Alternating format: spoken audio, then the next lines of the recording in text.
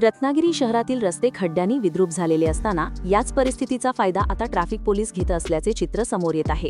खड्ड्यांतून गाड्या सावकाश काढणाऱ्या वाहन चालकांना Sali stop, JK file, Jaistambh, jail road अशा रहदारीच्या परिसरात थांबवून ट्रॅफिक पोलिसांकडून दंडवसुलीचा उफराटा प्रकार सुरू आहे। नागरिकांच्या सहनशीलतेचा अंत होत असून पोलिसांचा हा अरेरावीचा कारभार नागरिकांच्या रोषास कारणीभूत ठरत आहे। साळवी स्टॉपजवळ खड्ड्यांच्या पुढेच पोलिसांनी आपली जणू काही दंडवसुलीची चौकी उभारल्याचं चित्र दररोज पाहाव्यास मिळते। वाहन चालकांना किरकोळ कारणावरून बाजूला घेऊन दंड ठोकला जात आहे।